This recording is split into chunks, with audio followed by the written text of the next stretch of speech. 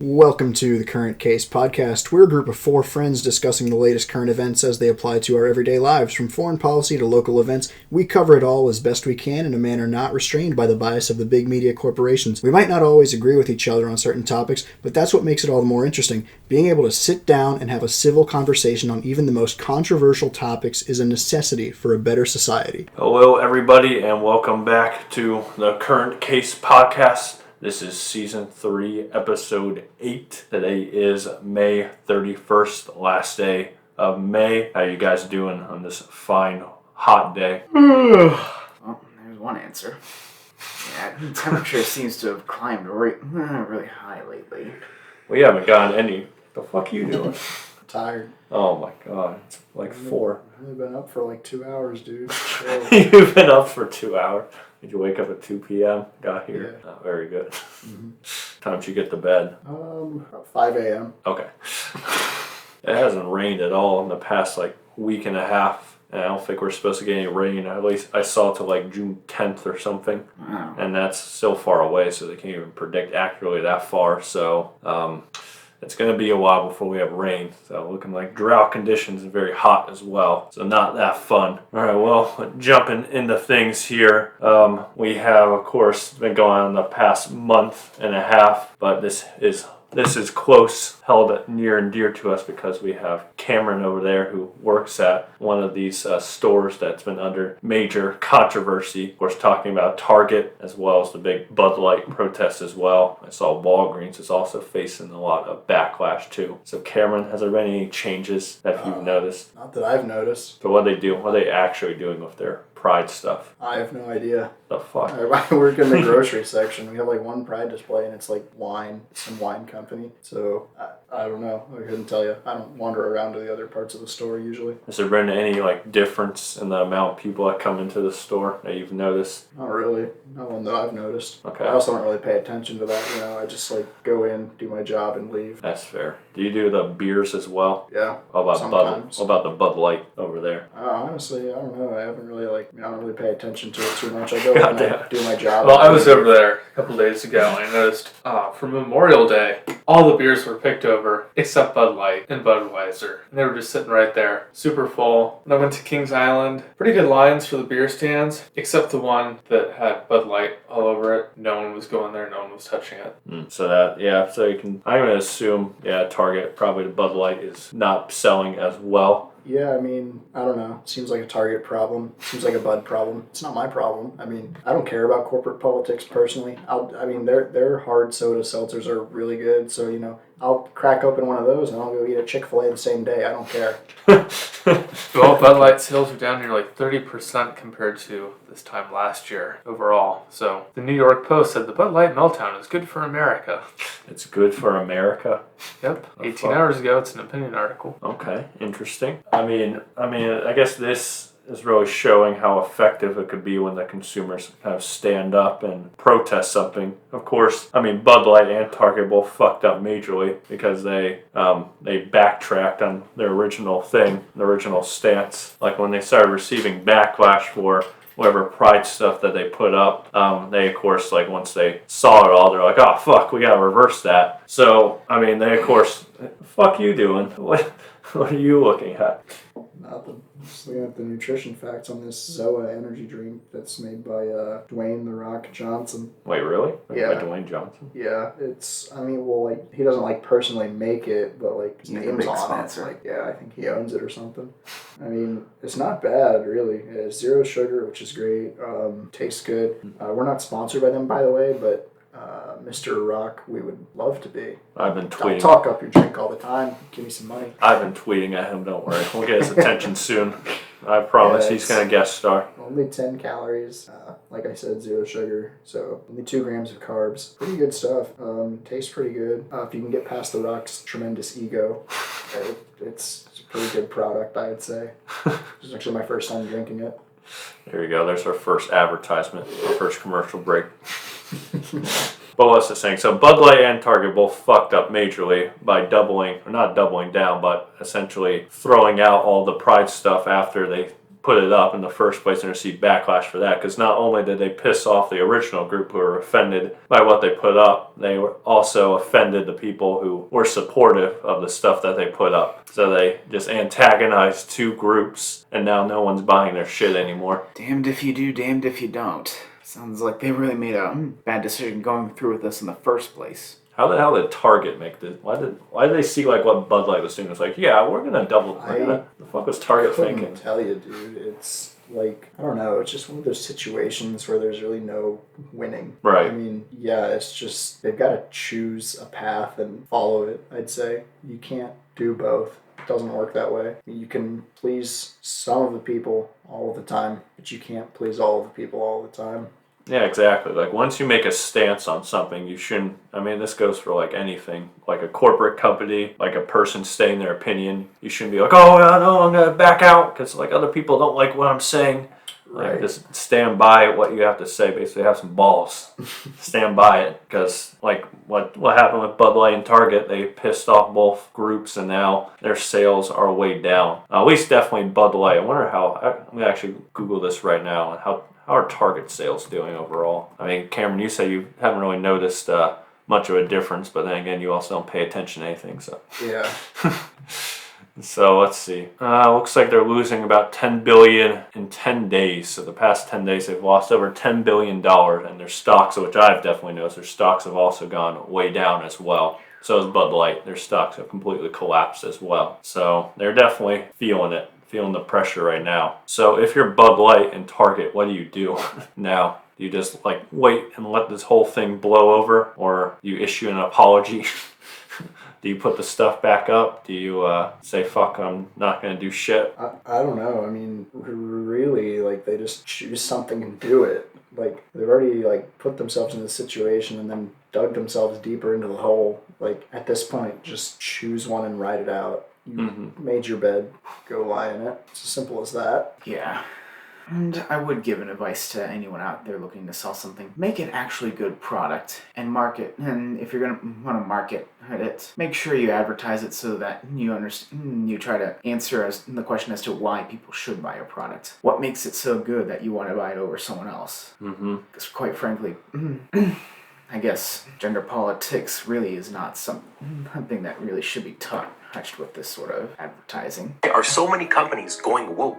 There had to be some reason, and after some digging, I found it. The CEI, Corporate Equality Index, aka the Woke Credit Score. It's a made-up score based on how much a company is pushing woke issues. And who made up and gives this score? An organization called the HRC, a massive political lobbying group. Apparently, HRC sends representatives to corporations every year, telling them the kind of stuff they have to make visible at the company. Give them a list of demands, and if they don't follow through, there's a threat that they won't keep their CEI credit score. And why do companies even care about this made-up woke credit rating?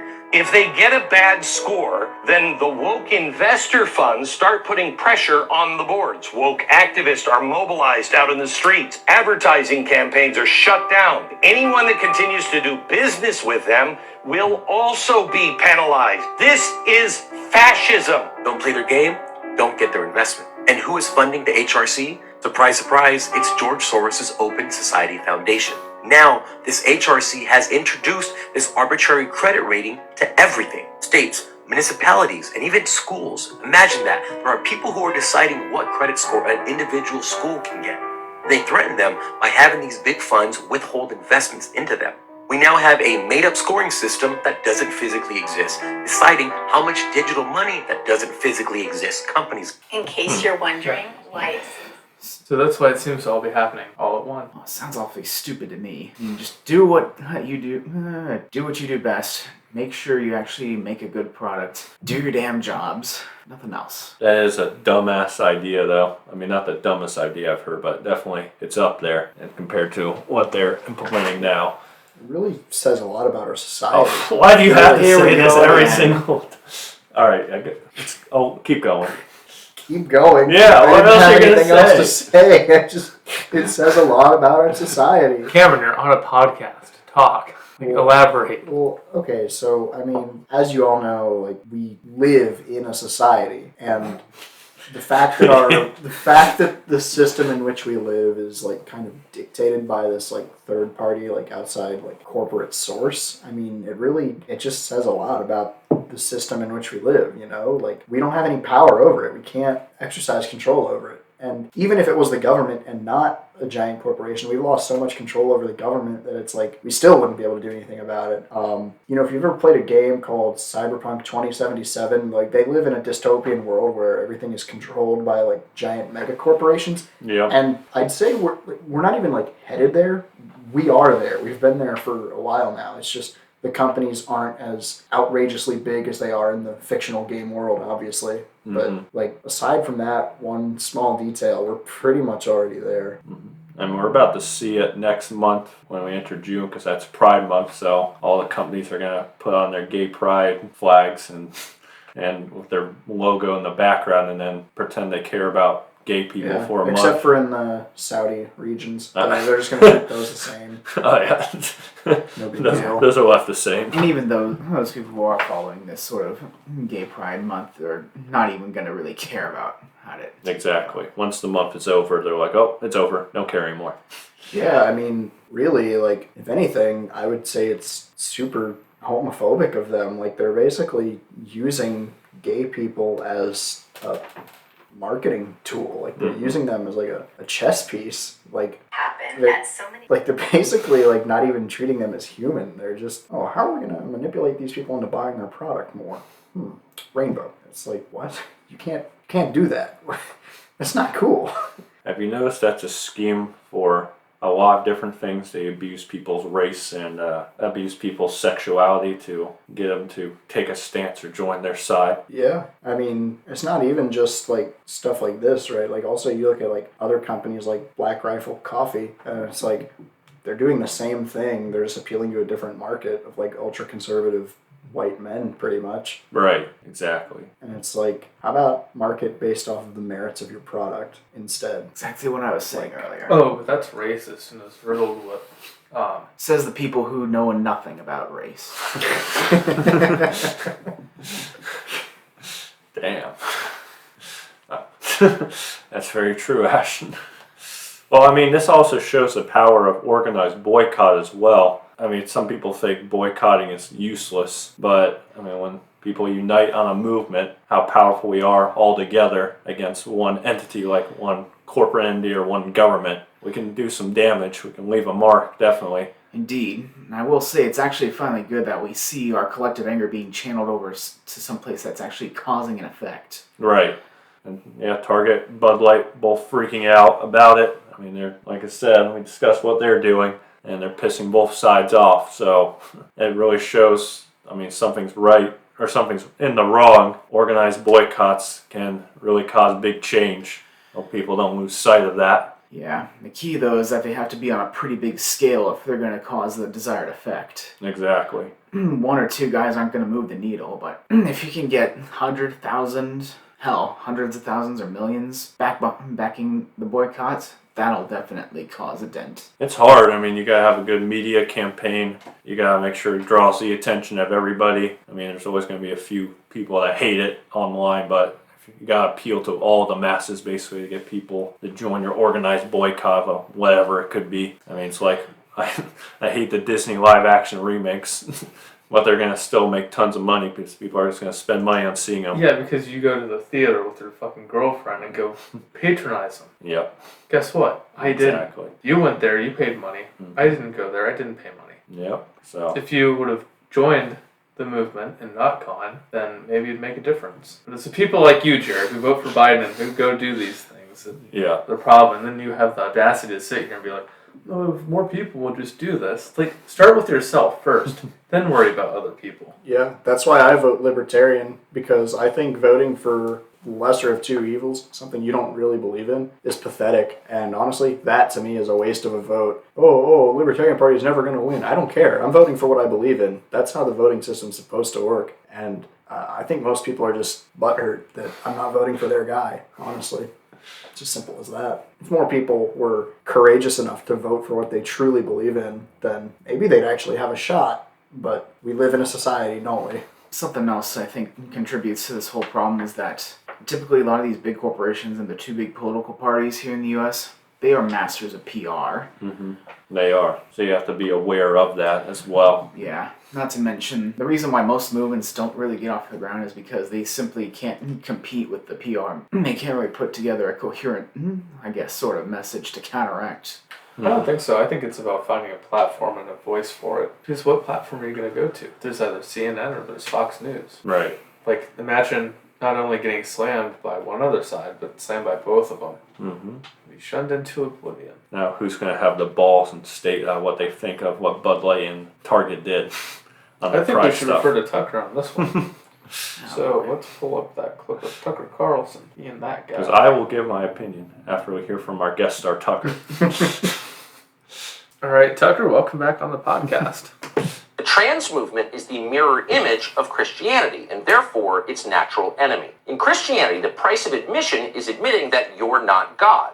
Christians openly concede that they have no real power over anything, and for that matter, very little personal virtue. They will tell you to your face that they are sinful and helpless and basically absurd. That saved a wretch like me, goes the most famous Christian hymn ever written in English. The trans movement takes the opposite view. Trans ideology claims dominion over nature itself. That unwillingness to agree, that failure to acknowledge a trans person's dominion over nature, incites and enrages some in the trans community. People who believe they're God can't stand to be reminded that they're not. So Christianity and transgender orthodoxy are wholly incompatible theology. They can never be reconciled. Wait, Ashley, are you about to say something?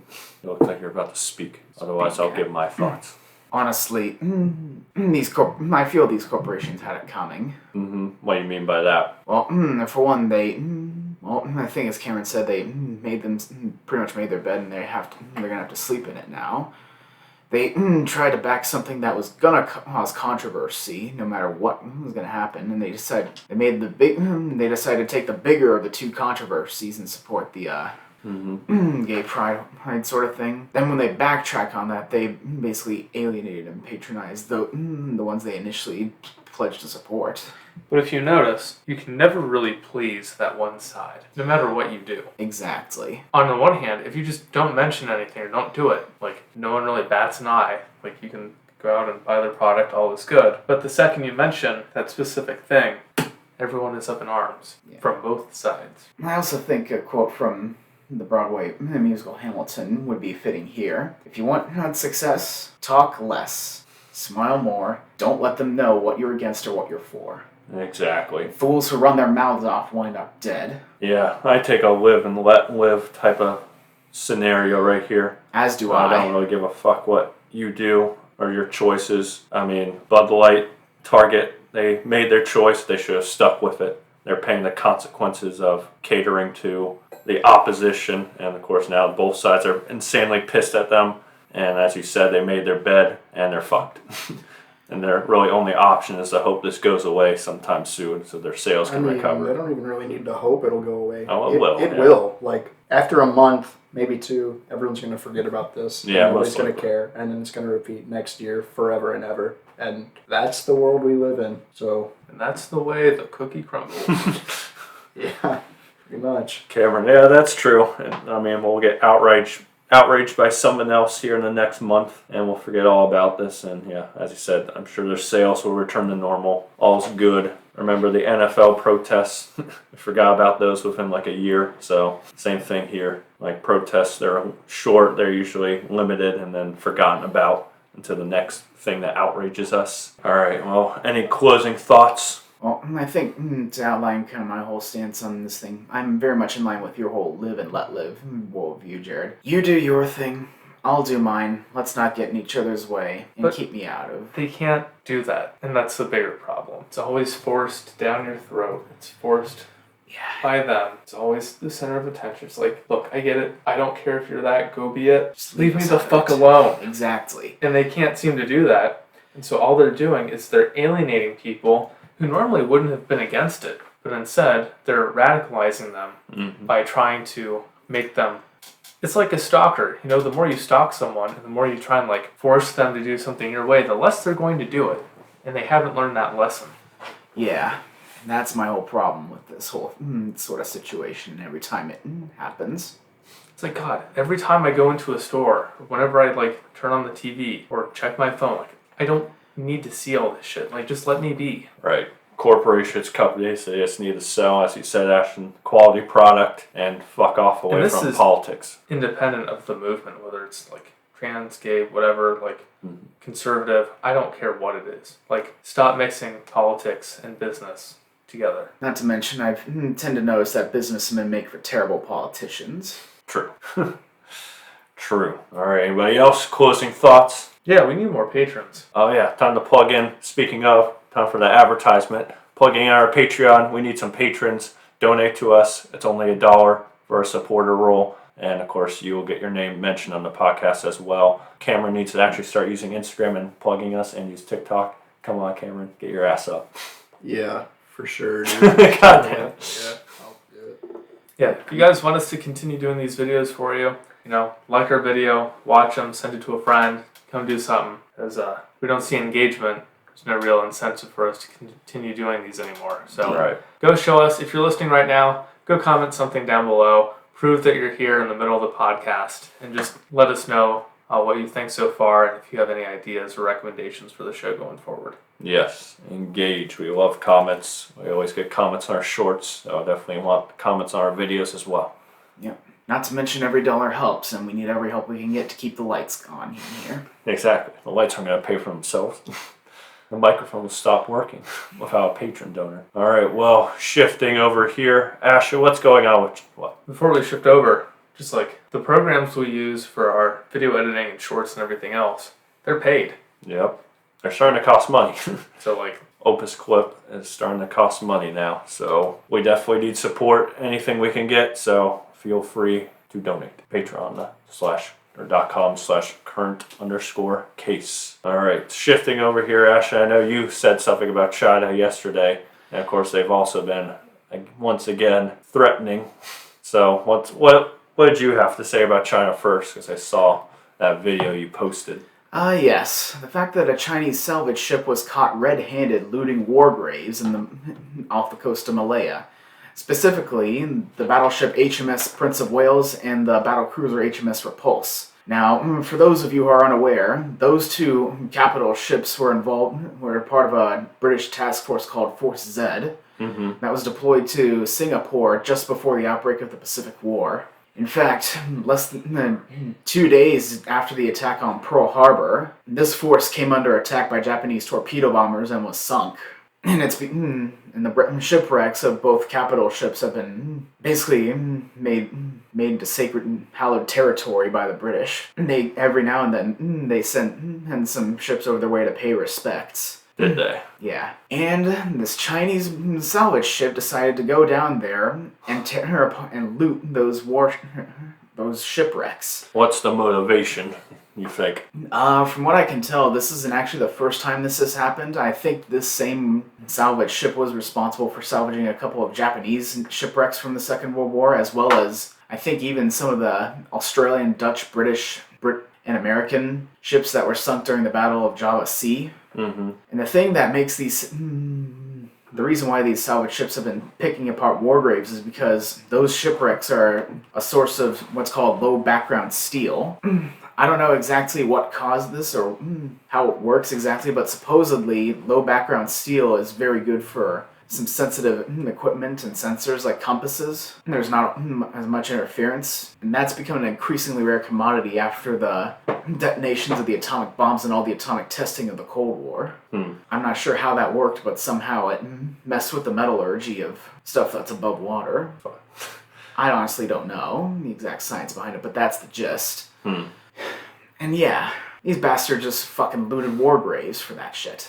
Of course they did. Yeah, and here's what really irks me about this whole thing. Granted, back then, China was under the control of the nationalists under Chiang Kai-shek. But the point still stands. Back then, Japan was the common enemy of the United Kingdom and the United States. We helped the Chinese fend off the Japanese onslaughts. We ultimately helped defeat the Japanese. And even if China didn't exactly come out the other end of that in the best of situations, they still survive thanks to our help. And this is how you fucking repay the very people who fought and died in that specific conflict? It's ridiculous. Absolutely is. Doesn't make any sense. And also, going up, I mean, I should also mention this other thing about Chinese flag vessels doing not just picking apart shipwrecks and war graves. They've also been going across the world doing other sorts of nasty shit. They've been tearing apart coral reefs. They've been illegally fishing, killing off endangered species. And making a menace of themselves in other countries' territorial waters, exclusive economic zones. Why the hell are we permitting this? They're a fucking rogue nation. I saw yesterday they also performed a pretty dangerous maneuver with one of our own aircraft.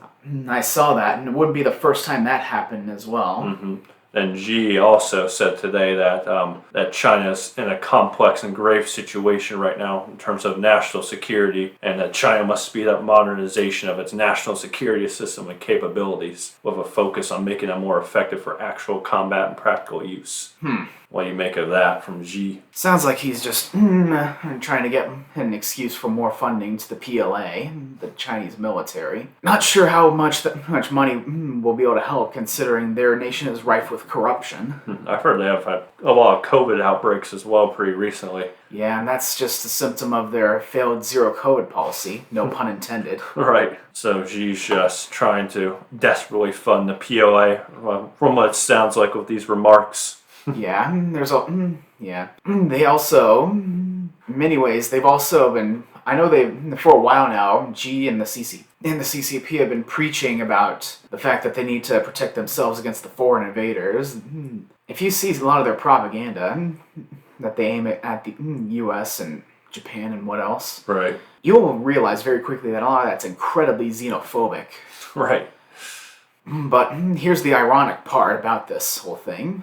Their rush to militarize, their rush to basically wreak havoc in international waters, their push to basically loot apart other nations' sacred grounds and war graves, it's basically making them a self-fulfilling prophecy. Everyone else is seeing China militarize at an alarming rate, and now suddenly everybody else around them needs to militarize if they want to maintain their sovereignty. I know. It's fucking bullshit. And also, as well, I mean, we're still trying our best to try to open relations with China, but it doesn't. We need to just say enough is enough at some point. But Biden apparently called tried to get a hold of some of their military leaders, and China basically just ignored the phone. Exactly. I mean, why the hell are we even trying to maintain relations with them? The best place to cut off relationships would have been yesterday. The best time to do it would be now. Its third best time would be to do it sooner rather than later. Before they invade Taiwan. Exactly. Otherwise, we'll be forced to at that point.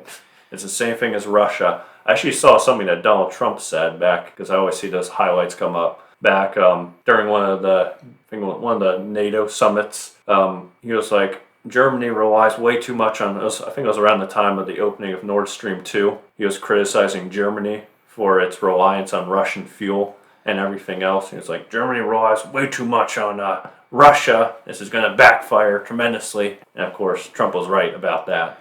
Well, at least as far as it being reliant on them. At least Germany is making the switch to get away from Russian gas now. Of course, they should have done that way before their invasion. Yeah. And it's the same thing with China. They're going to do something that's going to get themselves isolated from the rest of the world. I mean, it's going to happen. It's definitely Taiwan. And we face the consequences now to get them over with, or we deal with it later, where it's going to be a lot worse. Yeah, a lot worse to deal with it. Exactly. Enough's enough. Come on, Biden. Stop trying. Yeah, it's time to pull the plug. I am done with China. As am I. Speaking of boycott, you should boycott Chinese products. Anything made in China, just don't buy. Yeah, as well as sites like Temu, and I know there's also this one other site that they recently putting out that's related to fast fashion. I forget the exact name of it, but boycott those websites as well, and basically make the Chinese Communist Party suffer the consequences of cheating at every turn. Exactly. It's time for them to actually be punished for their actions. They've been getting away with shit for far too long. Yes, and I will reiterate as often as I need to. This is a nation that under the CCP has gone from a country rich in history, culture, an innovation to a totalitarian hellhole that would, with a body count and and crime against humanity list that would make Nazi Germany look tame by comparison. It's Nazi Germany, but we're working with them. Pretty much. All right, Cameron, Matthew, come back here. Time for our life advice. Well, switching over here, as always, we're going to talk about some type of life advice, life tips to help you guys out. So, Ashton, I know you had something. Why don't you go ahead, jump on in, state what it is. All right. So, humans, we are social. We are also very social creatures, and we very much depend on our social connections with others. Nice. For the well-being of our physical and mental health. You're right. So, See, this is the problem with America. This fucker has an iPhone in the middle of our podcast, not paying attention to anything. What happened to your lecture on attention? Remember paying attention. Paying attention. What about it? I'm gonna flip this fucking table. Yeah, that's my table. Don't do that. All right, go ahead. all right. But ultimately, we it would be I feel it would be healthy for us to try and expand our horizons and try to make new friends outside of some of our close-knit friends. Or if you are that one weirdo who doesn't have friends, this is to help. Let's at least start with some of the basics of making some new friends. One of the best ways, I think, to make new friends, and it's hard, I think, especially when you enter, leave your social, high school, college days, of course, you're surrounded by people most of the day and stuff. So once you leave that, it becomes a lot harder to make friends as an adult because, of course, usually you're doing your own thing, job, and you're still probably doing social things, but compared to what you did in high school, college, not as much. You just don't have the time anymore to do things anymore. So definitely setting aside time and trying new hobbies. Usually I think hobbies are the number one ways to actually make friends. Yeah, and that's actually something I was going to point out. One of the easiest ways, I think, to get friends is to find people who have similar interests to you. Right. I actually remember... Let me tell you a bit of a story about how I met my Vietnamese friend. So he and I actually used to play this game called War of Warships. We kind of stopped playing right now because things have kind of degraded in that game as of late. But back in the heyday of that game, he and I were pretty frequent players of that game, and ultimately we met in a Discord that one of my other friends had invited me over to. Mm-hmm. I saw him pop up on a chat asking for someone to help basically do platoons or divisions with him, which are parties you go into random battles with. Yeah. To ensure you're on the same team. So I offered to basically help him out, and then ultimately we helped each other win a couple battles. We did lose a few but overall we actually did have a good time as we, in the middle of sinking other enemy warships, we kind of decided to talk about some of the niche things we like talking about, military history and whatnot. Right. And eventually that sort of expanded outwards and kept going until here we are now, where he and I pretty much talk pretty much every other day on some things that are happening or some weird things happened. Nice. I remember dicking around in Battlefield 1, that guy using the voice chat. Yeah, they're using the voice chat. And that was a ton of fun. Of course, we added each other, we talk a bit. So, yeah, finding common interests and stuff. Hobbies, best way to do it. Of course, when you have something you can relate to with them, the icebreaker becomes a lot easier because you just mention it and then usually you can have a good conversation about it. So really just putting yourself out there, finding new hobbies to do, getting involved, like disc golf, for example. Sometimes if I'm solo, I'll just join a group and we'll just dick around and do it and stuff, and it becomes a lot of fun. So honestly, I feel like the only reason why people don't have friends is because they're too lazy to go out there and try and do anything. Yeah. It's hard not to have friends when you actively engage in social situations and you start talking to people. It's really not hard to make friends. You go out to people, you say hi, and as long as you're somewhat interesting, boom, you have a group. Yeah. Even if you're the biggest introvert ever, usually we all have some type of interest. You just go out there, do whatever interests you. Usually people will come along, or you'll meet people doing whatever interests you, Or for all you introverts out there, just go out there and just start doing your activity. And Right. odds are there's going to be some extrovert out there who's just going to like adopt you. Just be like, hey, we're friends now. Like, deal with it. Exactly. And then boom, there you go. I also feel a good thing to help to maintain a healthy relationship with the friends you make. Have an open mind and respect their opinions, even if they may differ slightly from yours. Mm-hmm. I know, going back to my Vietnamese friend, he and I did actually tend to disagree on a lot of things, especially early on. I also know he certainly had a bit of a more pro-Russia leaning, but the invasion of Ukraine kind of shattered that illusion. So That's it. But you still at the end respected his opinion. yeah, because I wasn't looking for trouble. Right. I mean, debates are healthy. Like, disagreeing is a healthy thing. But when you make it personal, that's when, of course, now that our political world is all personal now. Yeah. So when you make things personal and start attacking them for who they are, that's when you are just being a dick at that point and not helping whatsoever. Yeah. The thing, when something like that arises, be patient, have an open mind, listen to what they say, consider it, and if need be, offer some counterpoints to that. Right, exactly. This is really basic stuff. Mm-hmm. The whole point of our podcast, we may disagree with each other, but still come back and hopefully come together on certain views. Indeed. Something else to keep in mind is that if you try to look for the best in others, and you'll bring it, and you usually tend to bring out the best in them, and they'll in turn bring out the best in you. Right. Just don't be an ass, and then that's usually the best way. As long as you're just not a complete asshole to everybody you meet, you're usually fine. Yeah. I remember seeing this quote, hearing this quote that when you look for the light, you'll usually tend to find it, but if you look for the dark, that's all you will ever see. Uncle Ira.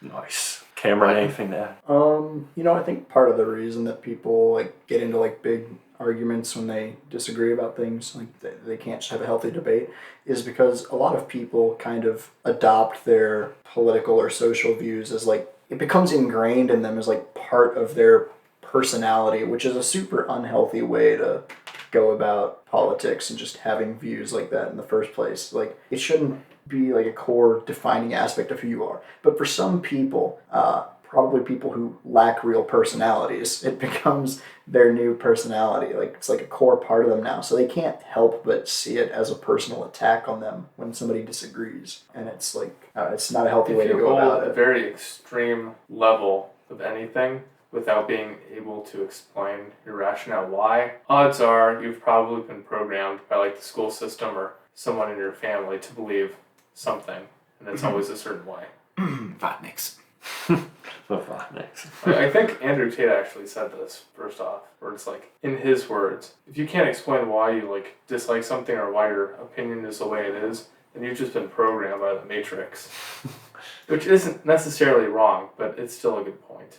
It's like, think for yourself, and like come up with your own core ideas and values. I like that reference, Cam, to what you said, because it goes back to Bud Light and Target as well. I mean, some people drape themselves in their sexuality too. It's like they make their gayness the only thing interesting about them. It's like, bro, a lot of YouTubers.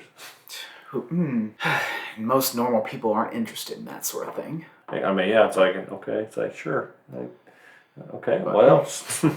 But yeah. But yeah, I mean, those are good points there, Ashton. Just going out there, getting out, leaving your comfort zone. Of course, having your interests, and then really just going out there and like join clubs, join leagues. There's still a lot of leagues to help. In fact, there's one app I use from time to time. I'm gonna plug it in here. It's a pretty good app. Meetup is a pretty good app that lets you, of course, it lets you select things that you're interested in. So, for instance, like there's a running club I could do, and when you like join a specific group, they'll give you like all the times that they actually meet. They'll give you the exact location and then tell you who's going and stuff. So that's a great chance to just meet other people, and you can use the app to use it to highlight your own interests and stuff. So like disc golf, for example, I can use Meetup to join like a disc golf league and go out and play with whoever goes to it. And for there, just talk and make some new friends, basically. So Meetup. That's a great app. Recommend it on the App Store if you're especially looking for friends and to move into a new area or whatever. Because it's hard, especially as an adult, I think. But just setting aside time, putting yourself out there, I think that's the number one thing to do. Indeed. And I'll also say that one last thing regarding in relation to my Vietnamese friend. Sometimes meeting other people out there can help put a new perspective on things and make you learn some things that you may have otherwise missed. I know I already mentioned how my Vietnamese friend used to be a bit more pro-Russia leaning before the Ukraine war hit, and that forced him to change his mind essentially. Reconsider, since he is very much anti-imperialism of any kind, and what Russia's clearly doing in Ukraine's imperialism. He also provided me a bit more enlightenment on what things were like in Southeast Asia before, during, and after sort of the European colonization, especially in Vietnam's relationship with France and whatnot. Oh, so good. He gave you a new perspective as well. Yep. Which is good, and that's why it's important to have those different relations. I'll say last thing before we end off this episode, don't be afraid to put yourself out there. I know it can be tough, but really, life's too short to really care about what other people think of you for the most part. Most of the time, people don't really give a fuck about what you're doing unless you're being actively malicious. Yeah, unless you're being like actively malicious. Otherwise, like you're not the main character. People aren't really focused on you. They're in their own bubble. So always go out there and fuck off. And fuck around. Just don't fuck around and find out. Yeah, exactly. All right, well, with that being said, anybody else have something? I hate women. Cameron thinks he's the main character over here. What do you mean? I don't think I'm the main character. I just think that, like, I alone decide what is correct and true. I don't feel so bad about that. True. All right, well, with that being said, we're going to wrap up today's episode. So, as always, please remember to leave a like and subscribe on the YouTube channel. Please follow us on Instagram. One of these dickheads need to actually use it. And please donate on Patreon as well. And we will see you next week. Hopefully we will have a guest star on.